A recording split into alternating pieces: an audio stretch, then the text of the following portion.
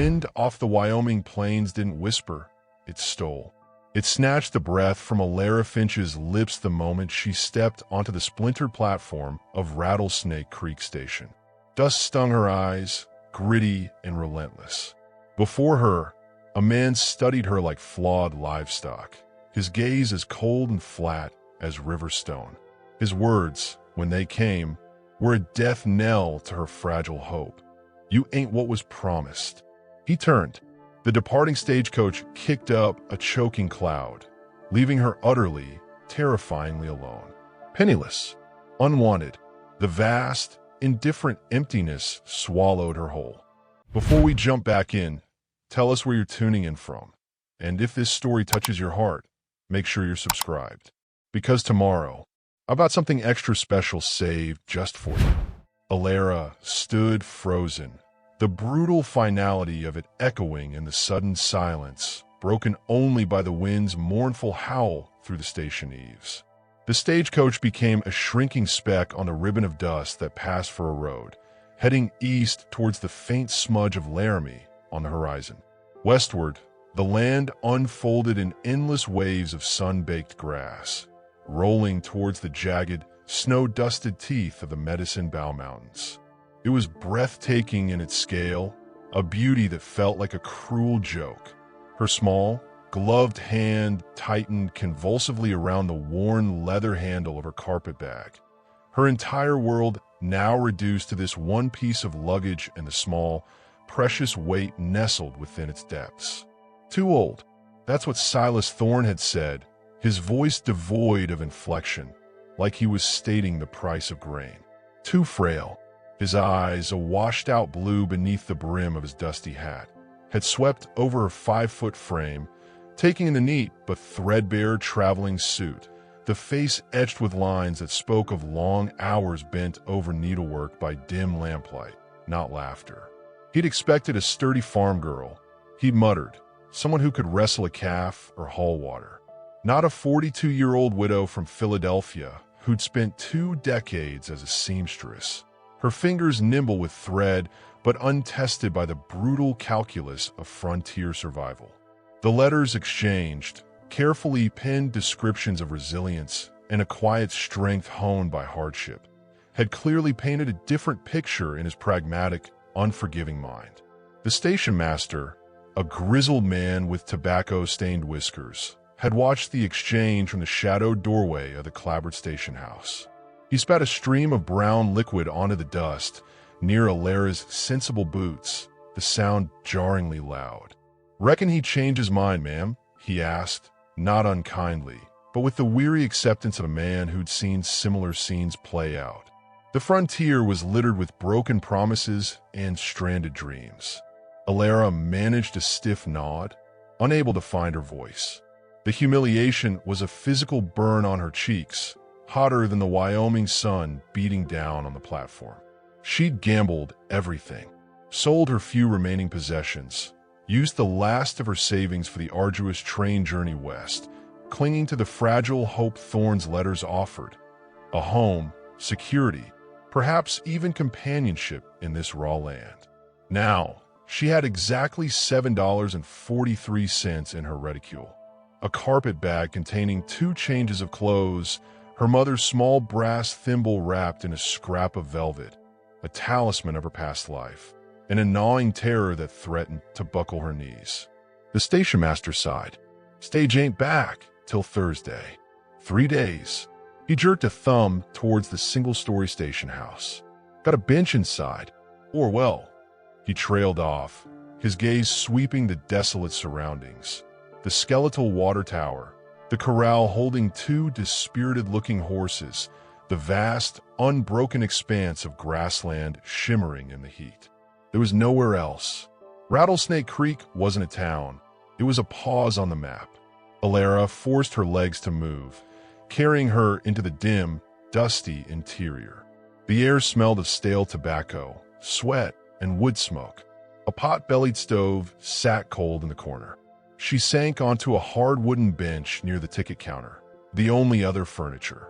The station master retreated to his counter, burying himself in a dog-eared ledger, granting her the small mercy of ignoring her despair. Hours crawled by, measured by the slow creep of sunlight across the plank floor. Alara unpacked a small, cloth-wrapped bundle, a piece of dry biscuit and a sliver of cheese. She ate mechanically, each bite like ash. The thimble, cool and solid in her palm, was a tiny anchor. She traced its smooth, worn surface, remembering the soft glow of gaslight on mahogany tables, the murmur of well-dressed ladies, the satisfying snick of scissors through fine silk. A world impossibly distant, replaced by this crushing isolation. Yet beneath the terror, a spark flickered, a quiet defiance.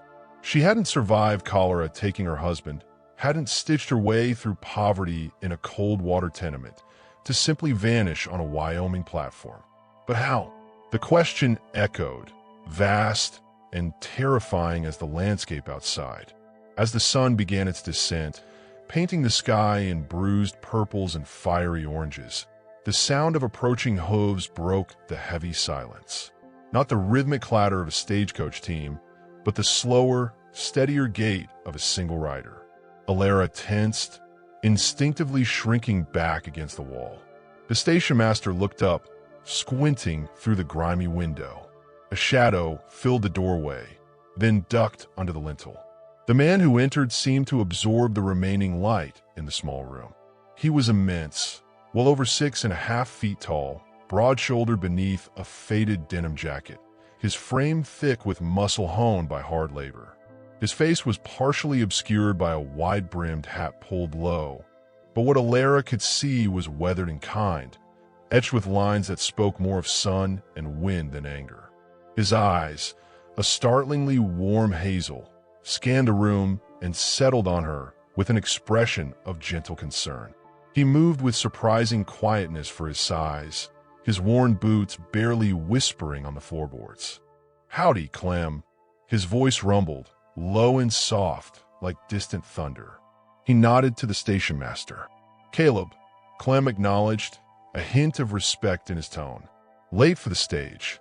The giant, Caleb, shook his head slightly. "Just passing through. Needed a sack of oats." His gaze drifted back to Alara, taking in her obvious distress, her small form dwarfed by the bench. He removed his hat, revealing thick, dark hair shot with silver at the temples. "Ma'am." His nod was courteous. "You all right? Look like you seen a ghost." Alara opened her mouth, but no sound came out. Clem cleared his throat. "Fella, she was meetin', changed his mind. Stage ain't back till Thursday." Caleb's brow furrowed. He looked from Alara's pale face to the desolate landscape visible through the open door, then back to Clem. A flicker of understanding, tinged with disapproval, crossed his features. He shifted his weight, the leather of his gun belt creaking softly. He didn't wear it like a gunslinger, Alara noticed absently. It was a tool, holstered low and practical on his hip. 3 days, Caleb murmured, more to himself. He studied Alara again, not with Silas Thorne's cold assessment, but with a quiet contemplation. He saw the fine tremor in her hands clasped tightly in her lap, the determined set of her jaw beneath the fear, the intelligence in her wide, shadowed eyes. "Ain't no place for a lady to wait out here alone, Clem, especially not nights. Rattlesnake Creek ain't exactly known for its genteel company after sundown." He nodded towards the saloon tent visible 100 yards off, for which the tinny plink of a piano and a burst of raucous laughter suddenly drifted. Clem grunted non-committally, but didn't disagree. Caleb took a step closer, careful not to loom. "Ma'am, my name's Caleb Boone. Got a small spread about 5 miles west, tucked up near Willow Bend." "It ain't much," he added quickly, seeing the flare of apprehension in her eyes. "Just a cabin and a lean-to. But it's got a solid door and a warm stove. You'd be welcome to the lean-to till the stage comes. Clean, separate." His voice was earnest, devoid of any hint of ulterior motive, only a deep-seated kindness that seemed incongruous with his formidable appearance. Alara's heart hammered against her ribs. Sanctuary, or a different kind of trap? Trust was a luxury she couldn't afford. Yet the alternative, nights alone on this exposed platform, vulnerable to whatever drifters or hard men passed through, was unthinkable. She searched his face. The lines around his eyes crinkled with a warmth that reached their hazel depths. There was a stillness about him, a solidity that felt like an anchor in her swirling panic. But the sheer size of him, the quiet power he radiated, was intimidating. And the mention of a spread, was he another rancher, like Thorn? Connected somehow? Boone, Clem echoed, a thoughtful note entering his voice. Heard tell of a Boone over Willow Bend way. Keeps to himself. Caleb nodded, his expression unreadable for a moment. That's me. Prefer my own company and the company of my horse. He gestured vaguely outside. Got best hitched out front. Strong mare. Could have you there before full dark. The offer hung in the dusty air. Alara clutched the thimble in her pocket so tightly its edge bit into her palm. 5 miles west, deeper into the wilderness, with a stranger whose kindness seemed genuine, but whose quiet reserve hinted at depth she couldn't fathom. The image of Silas Thorne's cold, dismissive face flashed in her mind. His parting words hadn't been angry, just final. You ain't what was promised. But what if his rejection wasn't just about her age or size? What if it was simpler, crueler? What if he'd simply found a better prospect? The thought sent a fresh wave of icy dread through her. Men like Thorne didn't like being inconvenienced or contradicted. Would he care that she'd been stranded? Or would her very presence nearby become an irritation he'd want removed? Caleb waited patiently, his large hands hanging loosely at his sides. He didn't press, just offered the quiet strength of his presence, a stark contrast to the howling wind outside that seemed to mock her indecision. The last rays of sun slanted through the window, glinting off the brass bell on Clem's counter and catching the dust motes dancing in the air. It illuminated the concern in Caleb Boone's eyes, but also the sheer, undeniable reality. He was a mountain of a man, a stranger in a harsh land, offering an escape route into an unknown night. The thimble was a tiny point of cold reality in her pocket. Trust was a threadbare garment in the Wyoming wind. Could she grasp the hand offered, even if it felt like leaping into the void?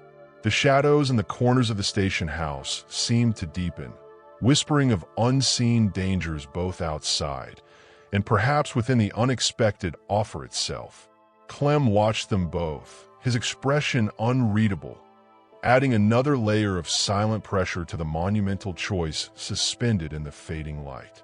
The silence in the station house thickened, broken only by the mournful whine of the wind finding cracks in the clapboard and the distant, tinny piano from the saloon tent.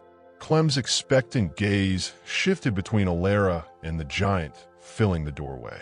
Caleb Boone stood perfectly still, his offer hanging like smoke in the dusty air. Sanctuary or snare? The brass thimble dug into Alara's palm, a tiny, hard point of reality.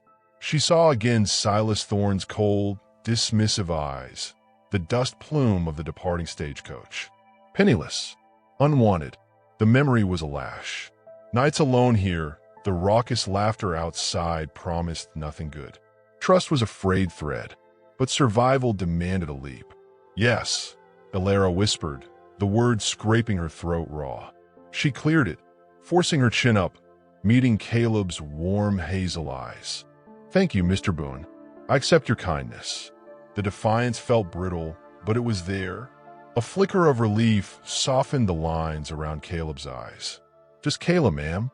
He nodded, a gesture of respect. Best gather your things. Bess won't mind the extra weight, but daylight's wasting. Alara secured the clasp on her worn carpet bag, her fingers trembling only slightly. The thimble, returned to its velvet nest within, felt heavier now, a silent witness to this new, terrifying gamble. Clem merely grunted as they passed his counter, his expression unreadable. Stepping back onto the platform, the wind instantly snatched at Alara's hat, forcing her to clamp a hand down. It carried the scent of dust, dry grass, and something sharper, wilder, sagebrush and pine from the distant slopes. Caleb led her to a large, placid-looking bay mare hitched near the water trough.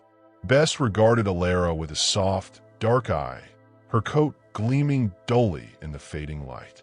Caleb effortlessly lifted Alara's bag, securing it behind the saddle with practiced efficiency.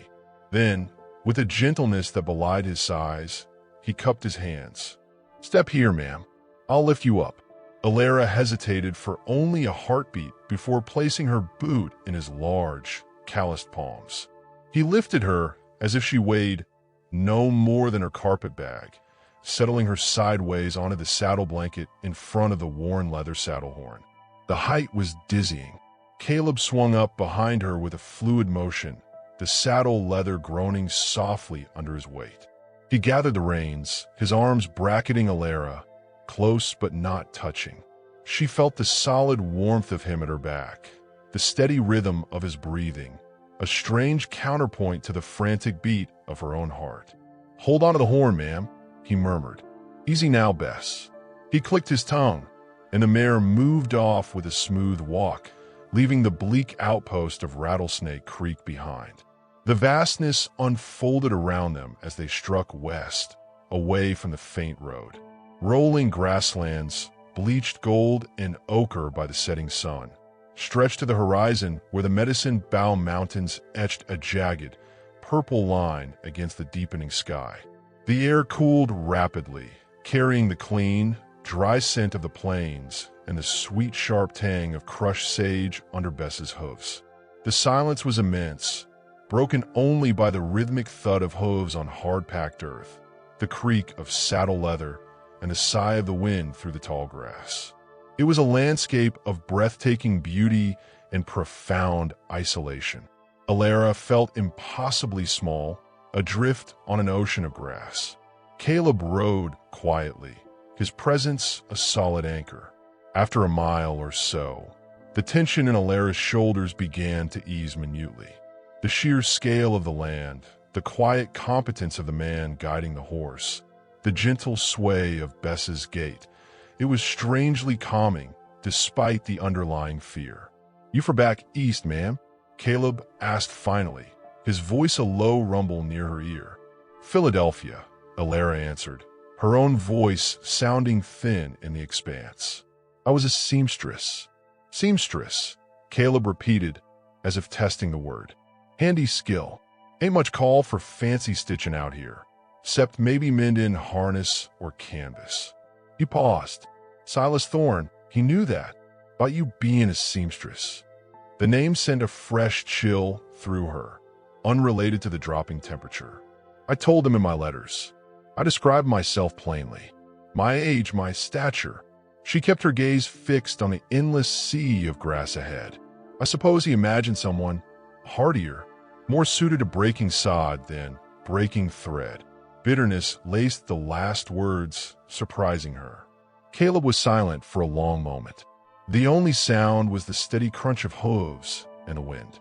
"Thorne runs the Bar T, biggest spread tween here and Laramie," he said, his tone neutral. "Got ambitions. Need strong backs, not." He trailed off, but the implication hung in the air. Not small hands skilled with a needle. "He needs workers, not a wife," Alara stated flatly, the truth sharp as her finest shears. "Reckon so," Caleb conceded quietly. His loss. The simple words, spoken without artifice, carried a surprising weight. They warmed a small, frozen place inside Alara she hadn't known existed. They rode on as dusk deepened, painting the sky in bruised hues. Caleb pointed out landmarks with a quiet familiarity. A lone cottonwood marking a seep spring, the distant, dark line of a creek snaking through the plain, Willow Bend. "My place is just the other side," he said, tucked up in a draw. Sheltered.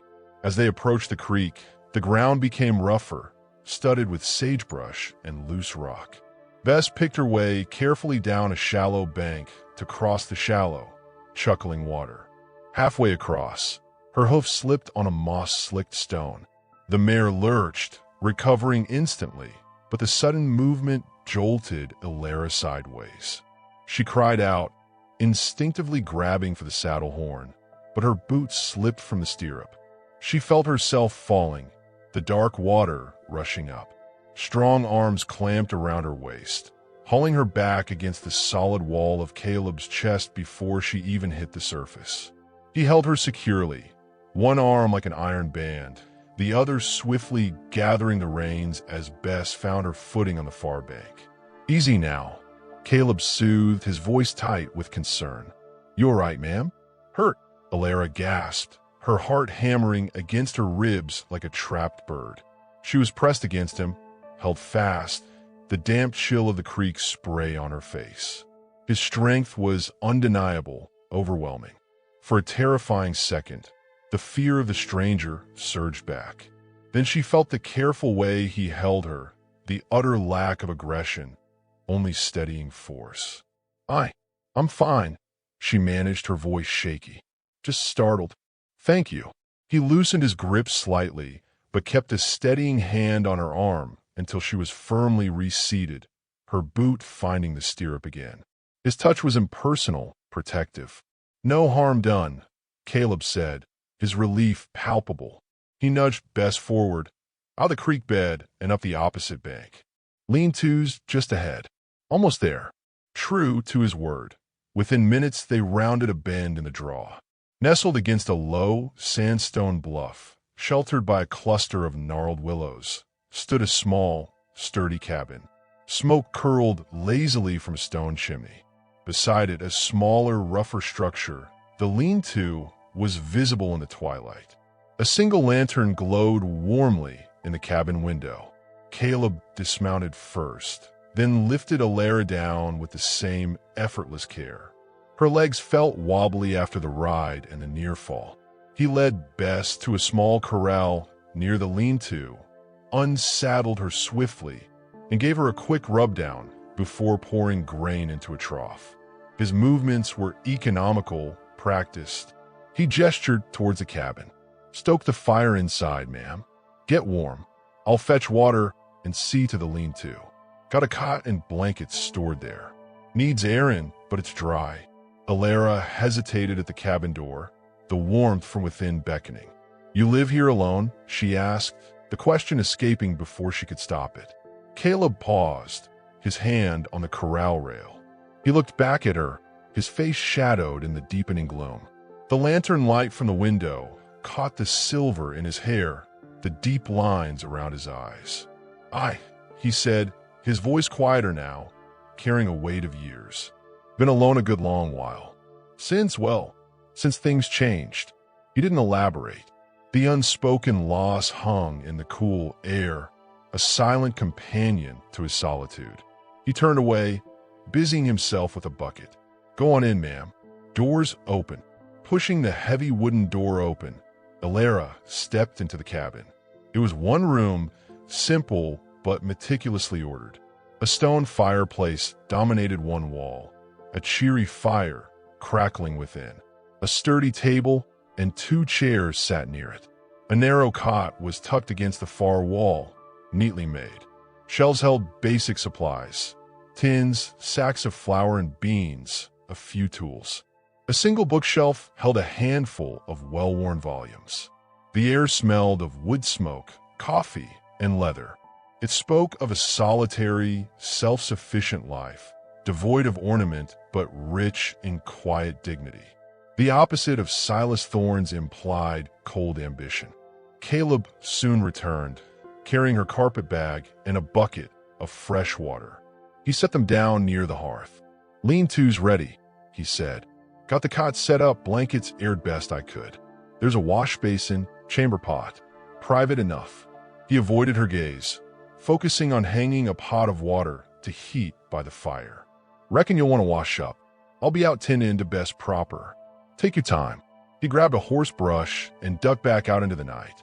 Alone in the warm, quiet cabin, the enormity of the day crashed over Ilara. The rejection, the terror, the journey, the near accident, the overwhelming kindness of this quiet giant. Exhaustion warred with a strange, tentative relief. She washed her face and hands in the basin, the cool water a balm. Unwrapping her bundle, she took out the small brass thimble. It felt cool and solid. Her mother's voice echoed faintly in memory. Measure twice, cut once, Elara, and never be afraid to mend what's torn.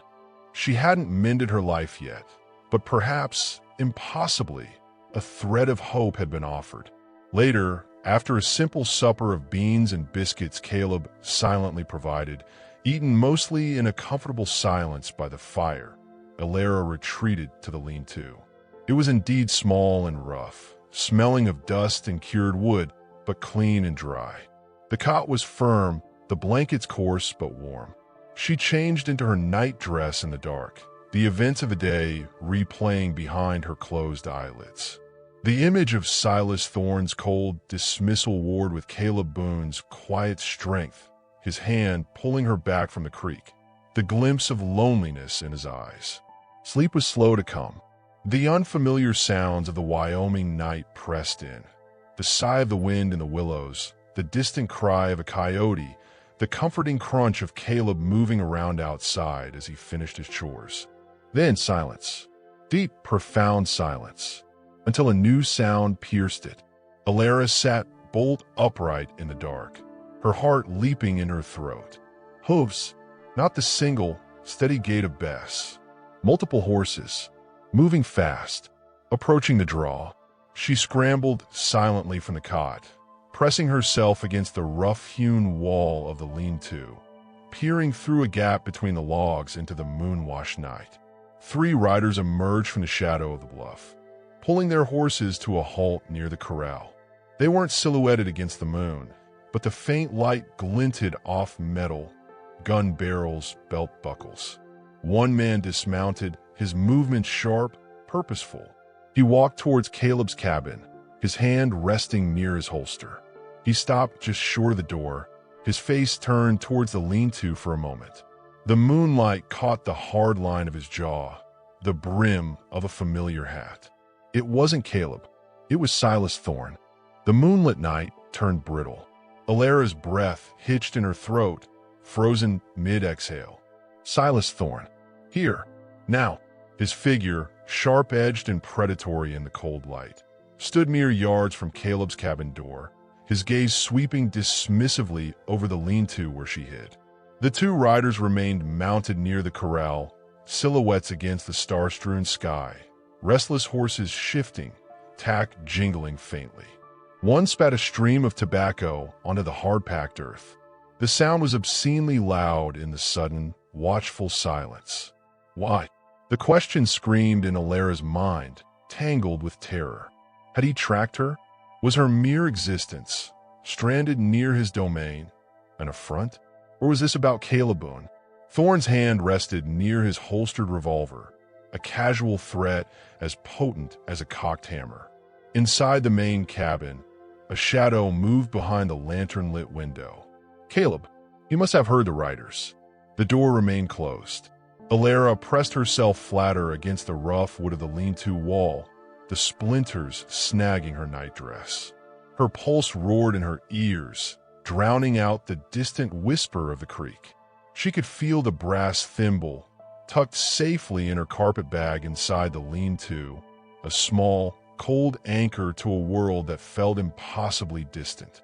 Thorne took another step towards the cabin door, his boot crunching deliberately on the gravelly earth. He didn't knock. He simply stood, radiating impatience and cold authority.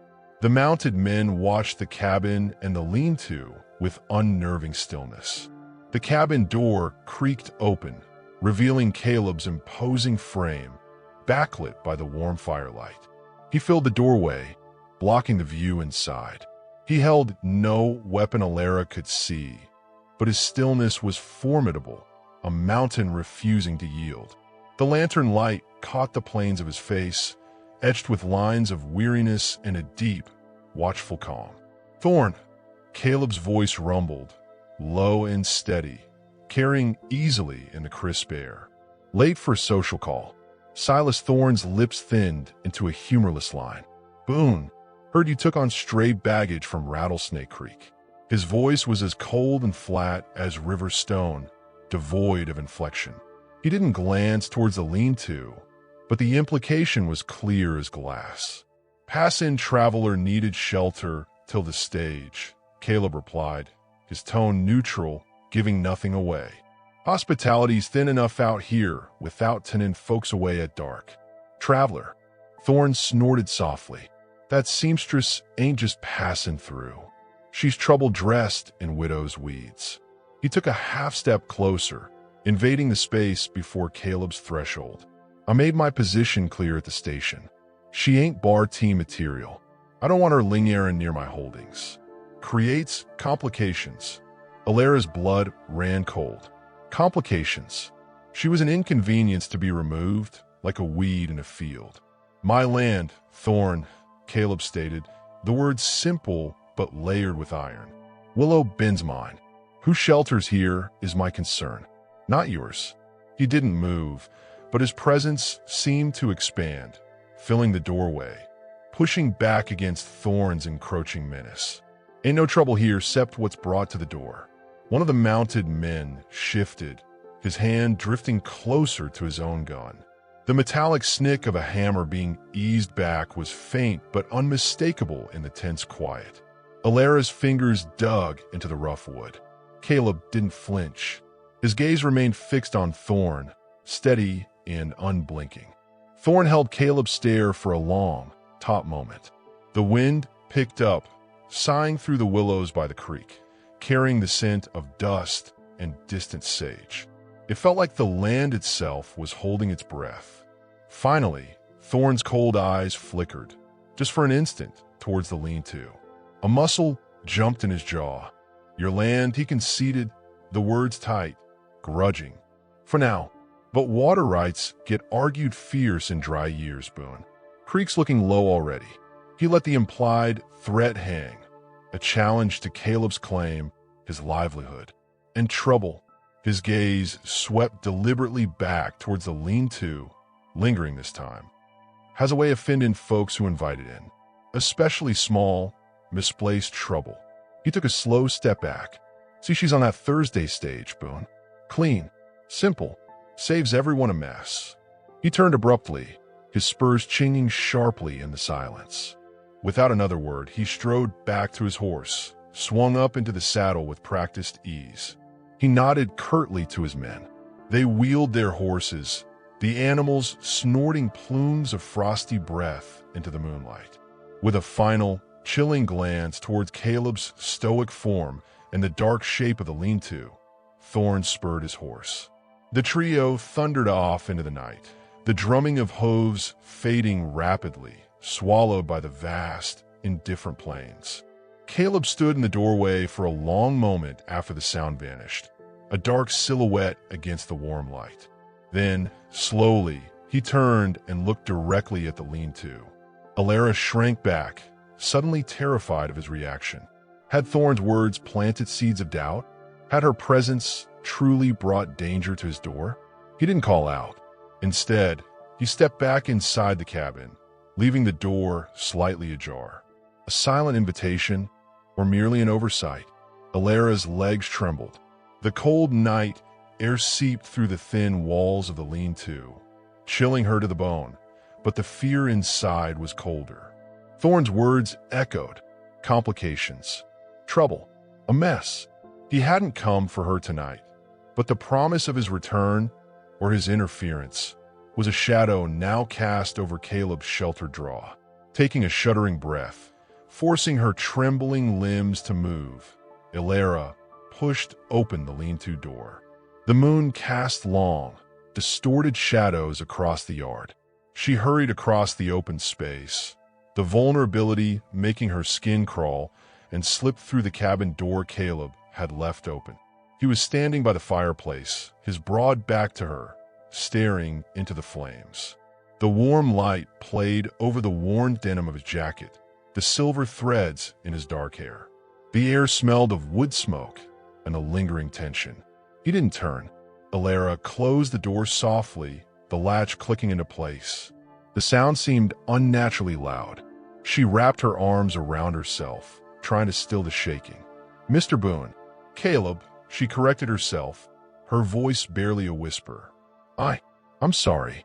I didn't mean to bring trouble to your door. Caleb finally turned. His face was grave, the lines around his eyes deeper in the firelight. But there was no anger in his hazel gaze, only a profound weariness and something else, a flicker of shared understanding. Trouble finds its own way out here, ma'am, he said quietly. Silas Thorne's been looking for an excuse to rattle my fence posts over Willow Bend Creek for nigh on 2 years. Water's lifeblood. He covets what he ain't got. He gestured towards the table. Sit. You're shivering. Alara sank onto one of the sturdy chairs, grateful for its solidity. Caleb moved to the hearth, poured steaming coffee from a tin pot into 2 chipped enamel mugs, and handed her one. The heat seeped into her frozen fingers. She took a tentative sip.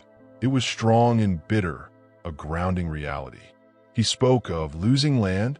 Alara ventured, clutching the warm mug. Caleb sat heavily in the other chair, the wood groaning softly. He stared into his coffee. Water rights, he corrected. Dry year coming, he reckons. Means disputes. Means men get testy. He paused, his jaw working. Thorne's ambition's bigger than his spread. Always has been. He sees obstacles. People get moved. He took a long swallow of coffee. The fire crackled, casting dancing shadows. Had a place once, he murmured, the words seeming pulled from deep within. Further south. Good water. Wife. Boy. His voice thickened, roughened by the memory. Fire. Bad winter. Took him. Took the house. Took everything except the debt. He fell silent, the loss a tangible presence in the small room, as vast and silent as the plains outside. Came here, built this, kept to myself. Water here's good, quiet. Till now, Alara's heart ached. His quiet solitude wasn't just preference. It was a fortress built around a profound grief. The defiance she'd felt earlier flared again, mixed now with a fierce protectiveness for this gentle man who'd offered her shelter. I won't be the reason he takes this from you, Caleb, she said, her voice gaining strength. I'll be on that stage Thursday. Caleb looked up, his gaze meeting hers. There was no relief in his eyes, only a deep, assessing sadness. And go where, Alara Finch? He asked softly, using her name for the first time. Back east? To another stranger? Thorne's reach is long for a man with money and spite. He finds you a nuisance here, he'll find you one elsewhere. He shook his head slowly. Running ain't always the answer. Sometimes you gotta stand where you're planted, even if the ground feels shaky. His words resonated deep within her. Stand where you're planted. Was this desolate, beautiful, dangerous place where she was meant to be? The thought was terrifying. Yet, looking at Caleb, at the quiet strength and unexpected vulnerability he'd shown, a fragile tendril of something else took root alongside the fear. Not just hope, but a dawning resolve. She was small, yes, cast aside, but she wasn't broken. Her fingers itched for needle and thread, tools to mend, to create. Could she mend a life here? The impossibility of it warred with a sudden, fierce longing. The moment stretched, filled only by the crackle of the fire and the weight of unspoken possibilities. Then a new sound intruded, a low, mournful groan of wood coming from outside, near the creek. Then another, sharper like a protesting hinge. Caleb's head snapped up, his weariness vanishing, replaced by instant alertness. He was on his feet in a single, fluid motion, his hand dropping instinctively to the gun belt hanging on a peg near the door. He hadn't worn it since she arrived. He buckled it on with swift, practiced movements, the leather creaking. What is it? Alara whispered, her newfound resolve instantly swamped by fresh dread. Caleb moved to the window, carefully peering out into the moonlit yard, his body tense. Wind's picking up fierce, he muttered, his voice tight. But that weren't just wind. He scanned the darkness towards the willows lining the creek bend. Sounded like the corral gate. Alara remembered the heavy wooden gate Caleb had secured best behind. It had a thick iron latch. Had the wind really shifted it? Or had Thorne's men lingered? Done something? A cold prickle of unease traced her spine. Caleb turned from the window, his face grim in the firelight. "Stay here," he ordered, his voice low and urgent. "Bar the door after me. Don't open it for anyone but my voice, you hear? And don't come out." He picked up a rifle leaning near the fireplace, checking the action with a sharp, metallic clack. He moved towards the door, pausing only to look back at Alara, his hazel eyes holding a storm of worry and fierce protectiveness. "Whatever happens, you stay put." Then he was gone, slipping out into the blustery night, closing the door softly behind him. Alara rushed to obey, sliding the heavy wooden bar across the door with trembling hands. The solid thunk should have been reassuring. It wasn't. She pressed her ear against the rough wood, straining to hear. The wind howled around the eaves, masking other sounds. Was that a muffled curse? The snore of a horse? Or just the protesting groan of the willows? Her heart hammered against her ribs. Caleb was out there, alone, facing an unseen threat in the dark. A threat Silas Thorne might have left behind. The fragile sense of safety the cabin had offered was shattered. She was barricaded in, utterly dependent on the kindness of a man walking into danger, while the Wyoming night, vast and indifferent and suddenly menacing, pressed in from all sides. The brass thimble in her bag felt impossibly small, a tiny talisman against the immense, unknown terror lurking just beyond the barred door. What had Thorne's men done? And where was Caleb? The silence outside, broken only by the wind's rising fury, was more terrifying than any sound. The heavy bar across the cabin door felt like the only thing holding back the Wyoming night. Alara pressed her ear against the rough-hewn wood, straining to hear past the rising wind's mournful howl around the eaves. It snatched at the cabin, rattling the single window pane and moaning through the chinks in the logs. Beyond it lay only darkness and the memory of Silas Thorne's cold eyes. Kayla was out there, alone. What had that sound been? The groan of the corral gate echoed in her memory, sharp and unnatural. Had Thorne's men doubled back? Sabotage? A trap laid in the moments after their ominous departure? The possibilities were a swarm of stinging insects in her mind. Fear, cold and slick, coiled in her stomach. She was useless here, barricaded like a frightened child. The image of Caleb buckling on his gun belt, the grim set of his jaw as he'd ordered her to stay, fueled a spark of defiance. She couldn't fight like him, but she wasn't helpless. Her gaze swept the small, fire-lit room, Caleb's sanctuary. Orderly, sparse. Her eyes landed on the pot of water still steaming gently by the hearth. Hot water, scalding water, and the heavy iron poker resting beside the fireplace. Moving quickly, driven by adrenaline, Alara grabbed the poker. Its weight was solid, reassuring. She dragged the steaming pot closer to the door.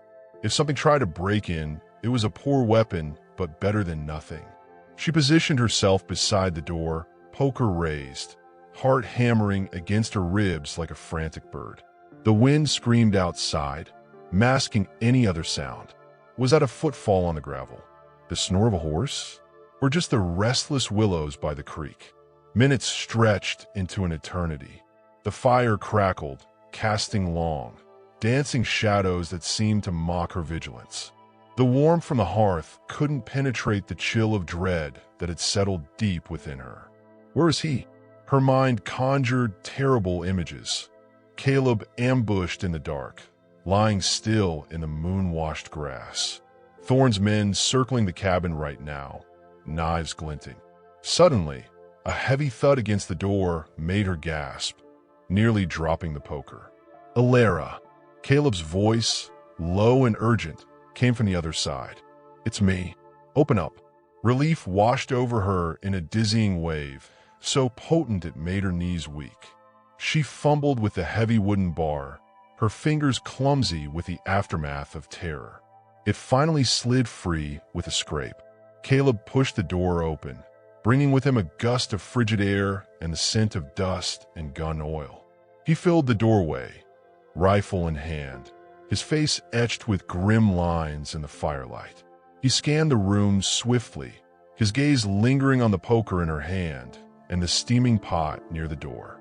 A flicker of something, approval, surprise, crossed his features before the weariness settled back in. He stepped inside, shutting the door firmly against the wind's intrusion. He leaned the rifle carefully against the wall near the door, the action smooth and practiced. "Bart again," he said, his voice rough. Alara complied, the solid thunk a small comfort this time. She turned to face him. "What happened? Was it them?" Caleb moved towards the fire, shedding his denim jacket. He held up his left hand.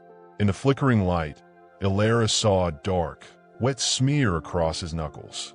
"Found the corral gate unlatched," he said, his voice tight. "Not just wind. Latch was lifted clean off the hook. Deliberate." He held up a small, twisted piece of wire. "Found this jammed in the hinge post. Snapped when I pulled the gate. Made the noise we heard."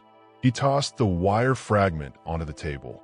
It landed with a tiny metallic clink. Meant to spook Bess, maybe make her bolt. Or, he didn't finish the thought, but the implication was clear, or lure him out.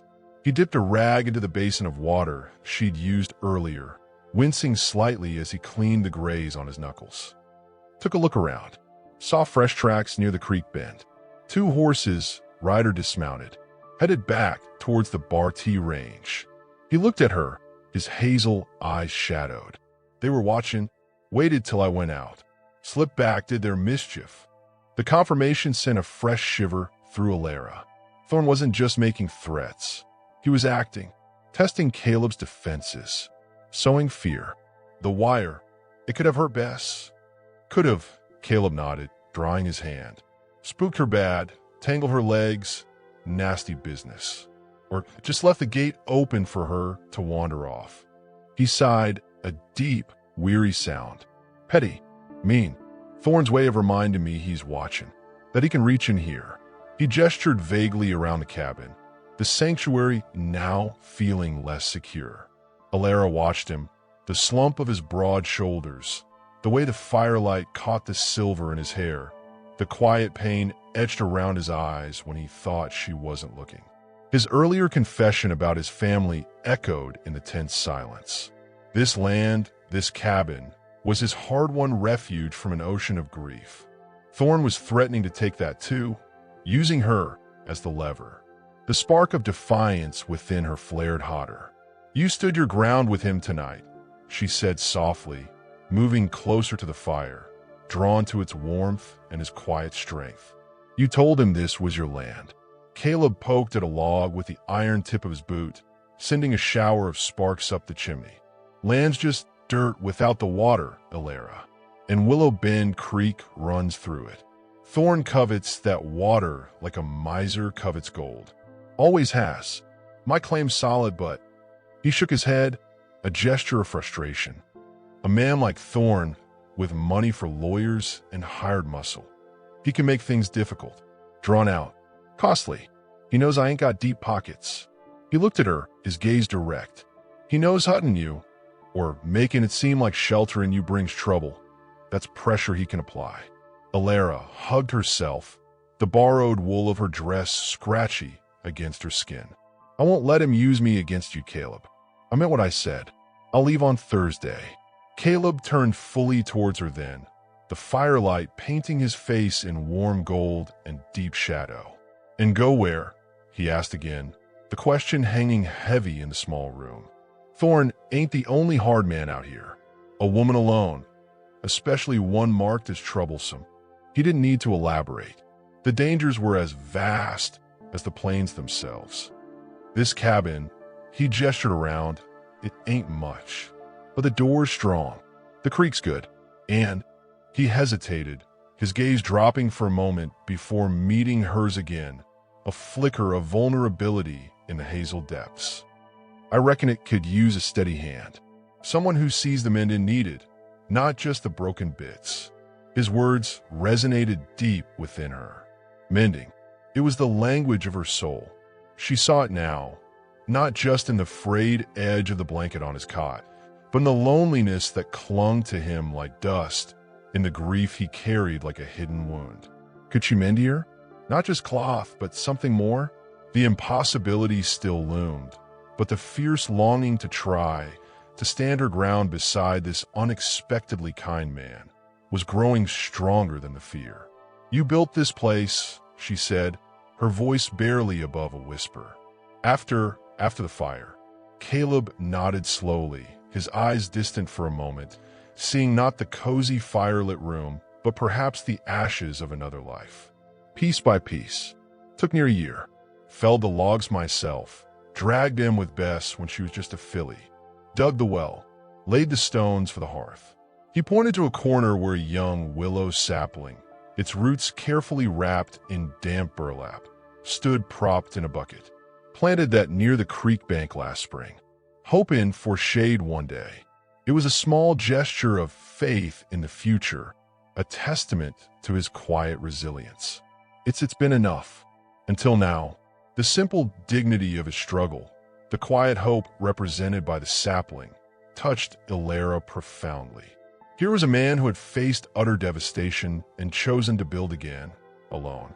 He wasn't offering grand promises, just solid walls and sheer vulnerability.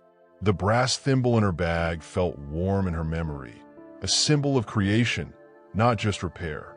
Perhaps here, in this sheltered draw, with this gentle giant, she could finally stitch together a new life from the frayed threads of her own.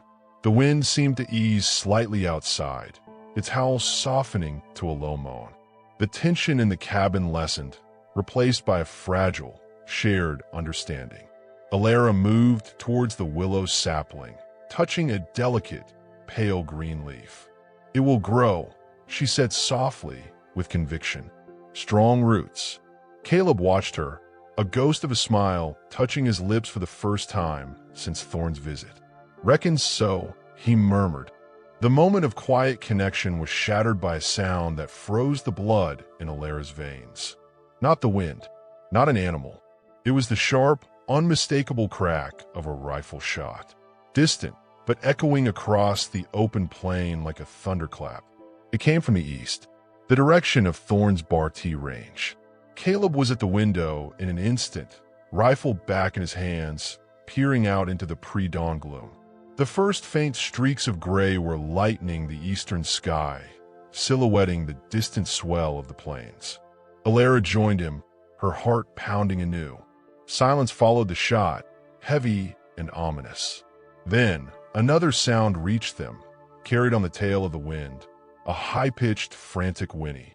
Not Bess's familiar, calm sound. A horse in distress. And it was getting closer. Caleb's body tensed, his knuckles white on the rifle stock. "That ain't right," he breathed, his voice tight with dawning horror. He scanned the graying landscape beyond the willows. Ilera strained her eyes.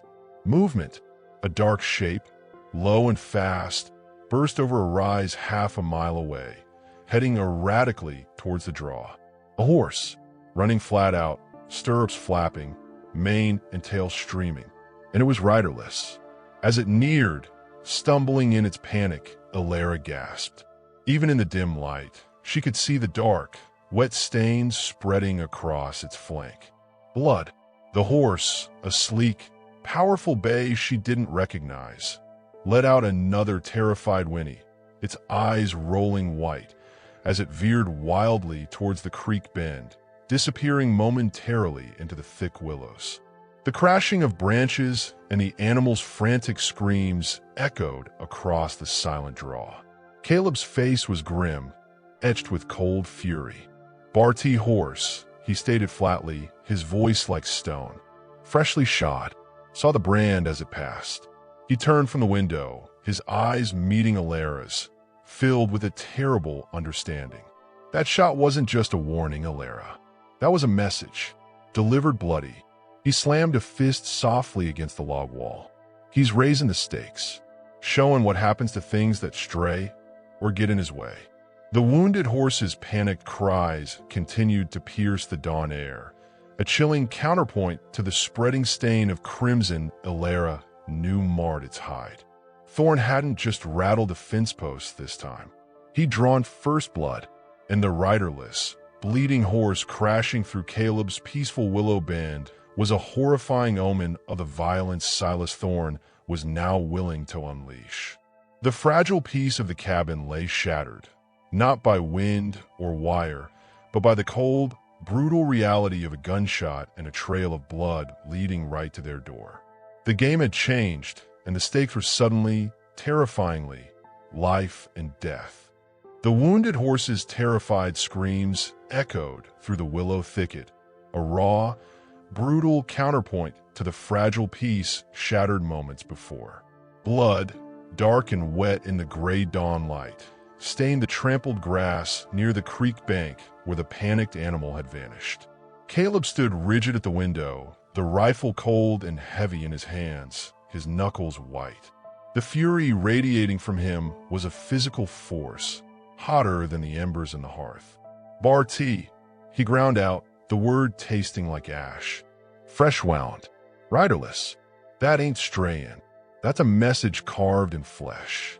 Ilera pressed a hand to her mouth, nausea warring with a rising tide of cold rage. Silas Thorn hadn't just rattled the fence. He'd fired a shot across their bow, a warning written in blood and suffering. The vast, beautiful emptiness of Wyoming suddenly felt like a tightening noose. "What do we do?" she whispered, her voice thin against the horse's distant, pained cries. Caleb turned from the window, his face a mask of grim resolve. The gentle giant was gone, replaced by a man forged in loss and hardened by the frontier's unforgiving edge. "First, we see to that animal. Suffering ain't its fault." He grabbed his denim jacket, shrugging it on. Then we brace." He met her gaze, his hazel eyes holding a storm. "He's coming. Today. He's made his play. He won't let it lie. He'll want to see the fear." He moved swiftly, buckling on his gun belt, the leather creaking with purpose. He checked the rifle, the metallic snick-clack of the action chillingly final. "Stay inside. Keep the door barred. If it comes to shooting..." He hesitated, the unspoken instruction hanging heavy. "Use the poker, the hot water. Barricade the door with the table if you have to." Ilera shook her head, a spark of defiance flaring brighter than her fear. "No, I'm coming with you. To the horse. I might help." She saw the protest forming on his lips. "I've stitched flesh as well as fabric, Caleb Boone. My mother nursed during the cholera outbreaks. I know a little." She didn't wait for permission, grabbing her shawl and moving towards the door, her heart hammering but her resolve solid. She wouldn't be cowering behind a barricade while cruelty unfolded outside. The brass thimble in her pocket felt like a tiny shield. Caleb studied her for a long moment, the tension in his jaw easing fractionally. He gave a single, curt nod. "Stay close. Stay low." The dawn air outside was knife-sharp, smelling of damp earth, crushed sage, and the coppery tang of blood. The horse's frantic cries guided them. They found the bay tangled in willow branches near the creek bend, its eyes rolling white with terror, a dark, seeping wound high on its left flank. It thrashed, worsening the tangle, its breath coming in ragged, pained gasps. "Easy, boy, easy," Caleb murmured, his voice a low, calming rumble that seemed to cut through the animal's panic more effectively than force. He approached slowly, hands held out, palms open. Ilera hung back, watching his quiet mastery, the way his immense size became a source of steadiness, not threat. He managed to grasp the trailing reins, speaking softly, his touch firm but gentle on the sweating neck. Gradually, the horse's thrashing subsided to trembling exhaustion. Ilera moved forward cautiously. The wound was a ragged tear, likely from a glancing rifle shot, deep but not immediately fatal. "He needs cleaning," she said, her voice steadier now, focusing on the task. "Bandages. I have clean cloth in my bag." Working together in the chilled dawn light, they tended the animal. Caleb held the trembling horse steady with astonishing gentleness, murmuring reassurances, while Alara, her fingers numb but nimble, cleaned the wound with creek water Caleb fetched in his hat. She used strips torn from her spare petticoat, fine cambric sacrificed without a second thought, packing the wound as best she could and binding it tightly. Her mother's thimble pressed against her thigh through her pocket, a reminder of the quiet strength passed down, the skill now used for mending a different kind of break. As she tied the final knot, Caleb spoke, his voice low, almost lost in the sigh of the willows. My boy, Ethan, he was 10, loved animals, had a scruffy terrier. Mutt followed him everywhere. He swallowed hard, staring at the horse's sweat-darkened neck. The fire started in the barn. Lightning strike, dry hay, went up like tinder. I was out mending fence. By the time I saw the smoke rin, his voice cracked. He took a shaky breath. Got my wife, Sarah, out. Bad burns, but alive. Went back in for Ethan. Roof beam came down. He fell silent, the memory a raw wound laid bare in the quiet morning. Sarah, the burns. Infection took her a week later. Lost them both. Lost the place to the bank. He looked up at Alara, his eyes filled with a grief as vast as the plains. Built this place, built walls thick enough to keep the world out, or the memories in. Reckon I failed at both. Alara's eyes stung. She placed a hand over his where it rested on the horse's neck, her small fingers covering his large, calloused knuckles. No word seemed adequate for such loss. You built something good here, Caleb, she whispered fiercely. Solid, kind, like you. Thorn can't take that. Not unless we let him.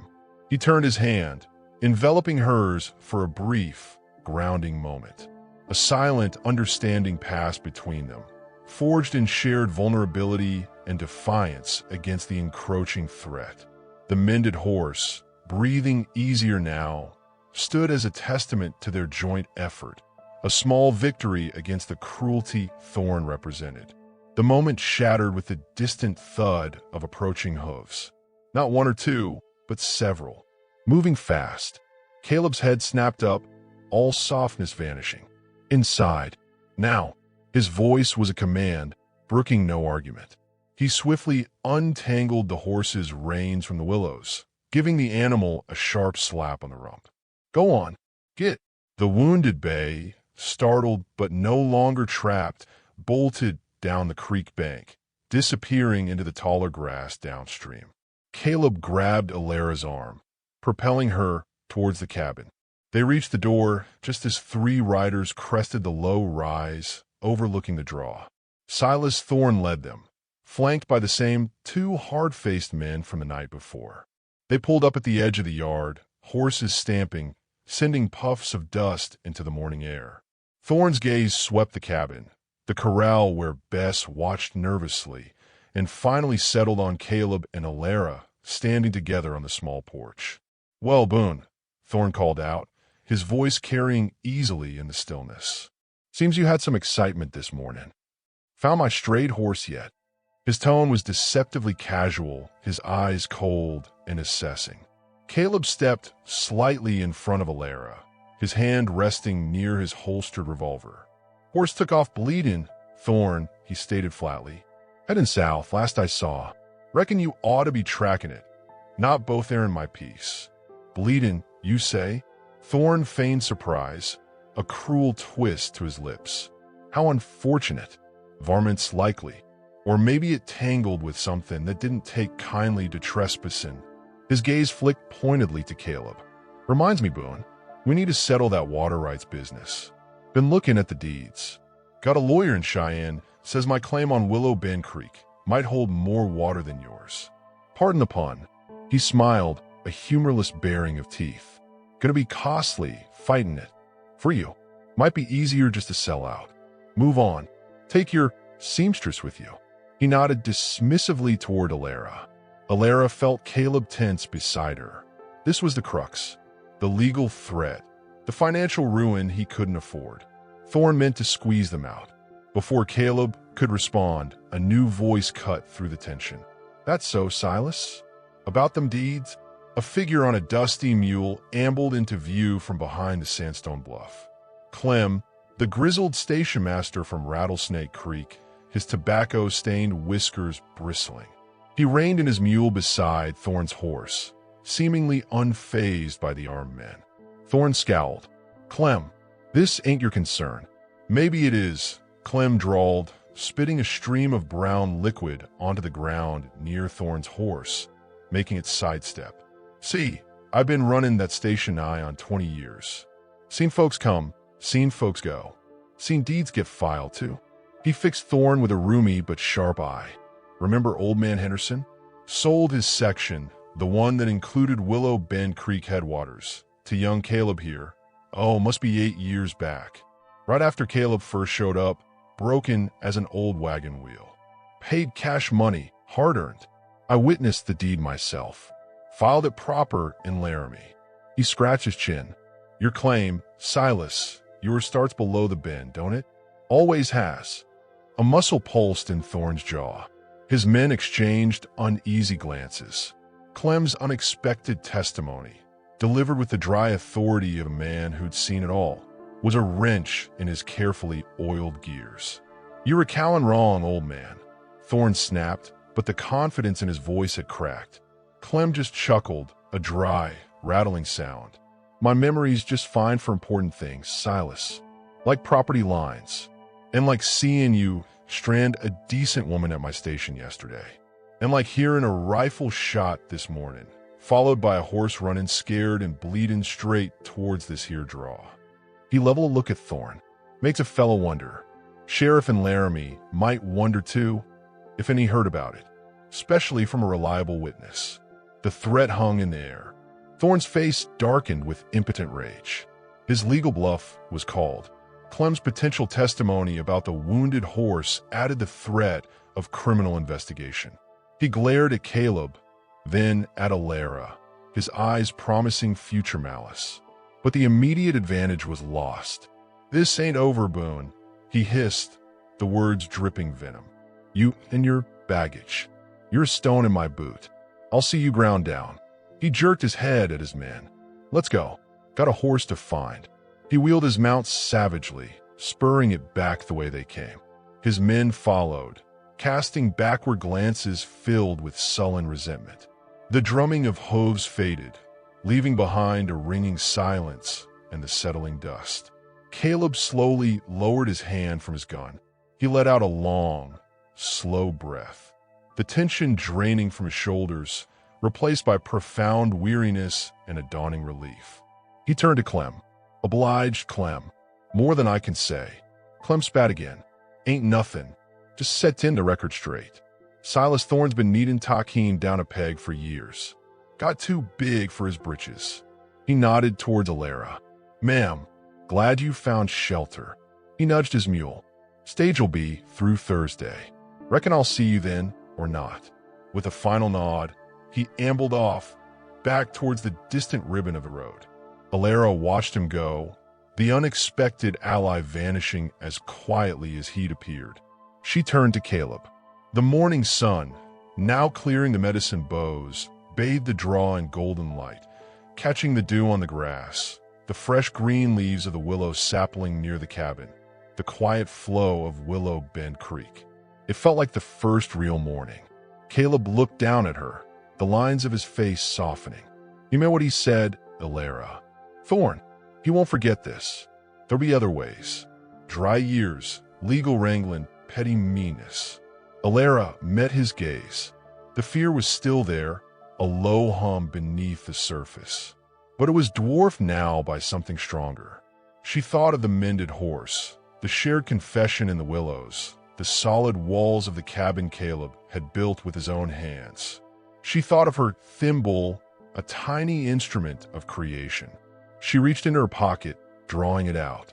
The brass gleamed in the sunlight, warm from her touch. "I know," she said, her voice clear and steady. "But you were right, Caleb. Running ain't the answer." She held up the thimble, a small, defiant gesture. I reckon Willow Bend could use a seamstress after all. Someone to mend harnesses, and maybe mend a few other things too. She looked around at the shelter draw, the creek, the cabin, the hopeful sapling. This feels like ground worth standing on. Ground worth growing roots in. If you'll have a partner who's better with a needle than axe. A slow, genuine smile spread across Caleb's face, transforming his weary features, reaching his warm hazel eyes. It was like the sun breaking through storm clouds. He didn't reach for her hand. Instead, he gestured towards the cabin, towards the creek, towards the vast, hopeful expanse of the Wyoming morning.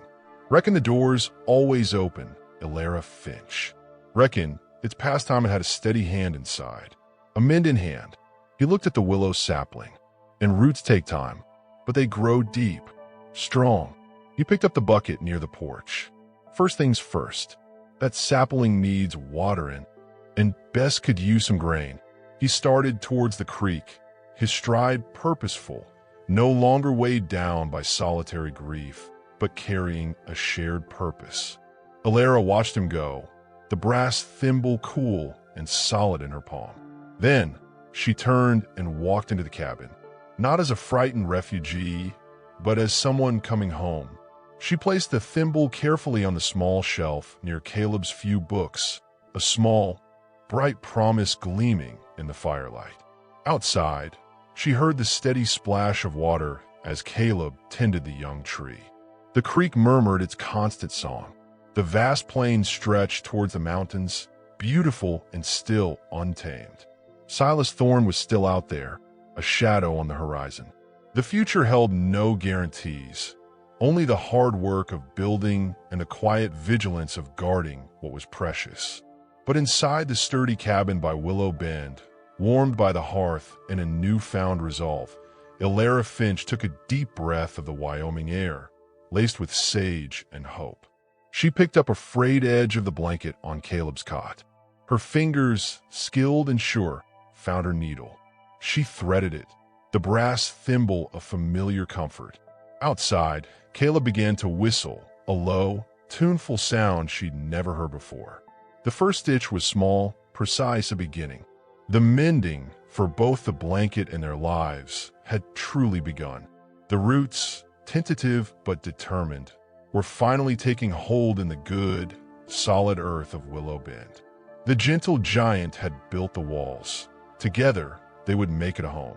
And the vast, watchful land outside, for all its dangers, suddenly felt less like an enemy, and more like a challenge waiting to be met side by side.